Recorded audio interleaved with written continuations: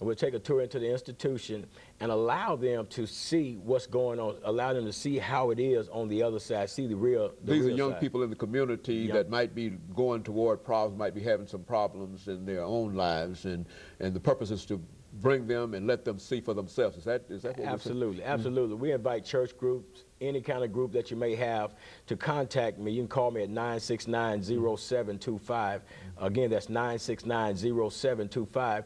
And we can set up a tour for your group, to bring your group in there and show them. And then we'll sit down with like a 2-hour session where you will talk with the men of the New Beginnings organization on different subject matter. And you're finding that this has some impact on the young people that you bring into that facility? It has a great deal of impact on them because a lot of them don't know. It's so amazing that we think our youth know so much because we said, well, children are growing up so fast, but they're growing up without knowledge.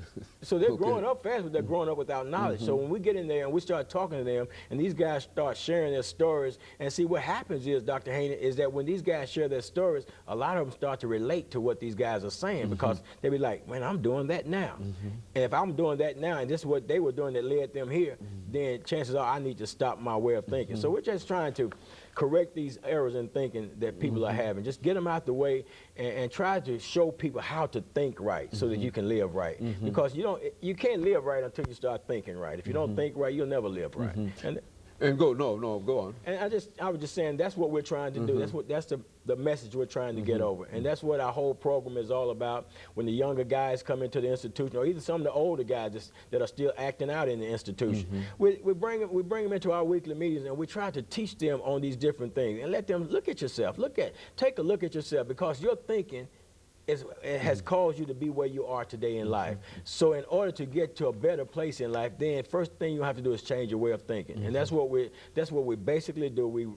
Our program is designed to resolve errors in thinking. And when we do that, then we've got a positive individual. We get ready to turn out, release somebody into society that's going to be thinking right. And there's a great difference between releasing somebody into society who might think right and a person who has changed very little, even if he's been there 20, 25 years.